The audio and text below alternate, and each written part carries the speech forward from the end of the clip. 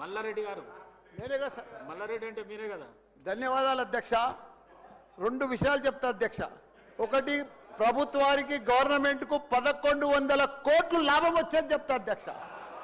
రెండోదేమో మా మేడ్చల్ కౌన్సిలర్లు, కార్పొరేటర్లు, సర్పంచ్ల బాధ చెప్తా అధ్యక్ష. 2 నిమిషాలు. ఒక్కటే చెప్పు. 1100 కావాలా? 1 నిమిషంలా. నువ్వు నంబర్ 1 మినిస్టర్ అన్నా, నువ్వు మా ఇన్ఛార్జ్ మంత్రివి, నీకే చెప్తున్నా, మా ఇన్ఛార్జ్ మంత్రి అని చెప్తున్నా. అదే రెండో చెప్తాను.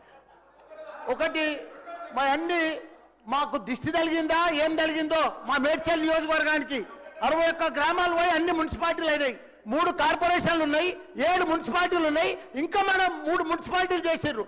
మాకు కౌన్సిలర్లు, కార్పొరేటర్లు అంతా కూడా 10 ఏళ్ల కోసం రిజర్వేషన్ తెచ్చినండి మా టీఆర్ఎస్ ప్రభుత్వం. ఇప్పుడు 5 ఏళ్లలోనే మొత్తం సమాప్తి చేసిరు కాబట్టి వాళ్ళంతా బాధపడుతుండ్రు. సేమ్ రిజర్వేషన్, సేమ్ కౌన్సిలర్లు, సేమ్ మున్సిపాలిటీలు, 13 మున్సిపాలిటీలు జిహెచ్ఎంసీలో కలపకుండా అట్లనే పెట్టాలన్నా. దయచేసి శ్రీధర్ అన్న, అదొక్కటి మనవి. రెండోది, మీకు లాభం వచ్చేది చెప్తా. 1100. మంత్రి గారు అధ్యక్ష నోట్ చేసుకోవడం జరిగింది అధ్యక్ష. మందుల సామ్యుల్ గారు. సార్ మీకు ధన్యవాదాలు సార్.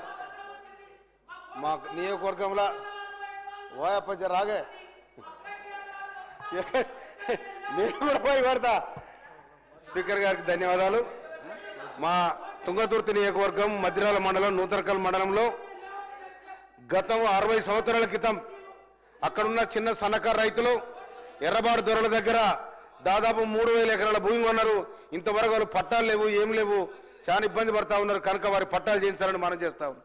అదేవిధంగా ఎస్ఆర్ఎస్పి కాలువలు అవుతున్నాయి, అన్నిటికీ కూడా లైనింగ్ చేయాలని, ఇప్పుడు వచ్చే నీళ్ళు కూడా వృధా పోతా ఉన్నాయి లైనింగ్ లేకపోవడం వల్ల.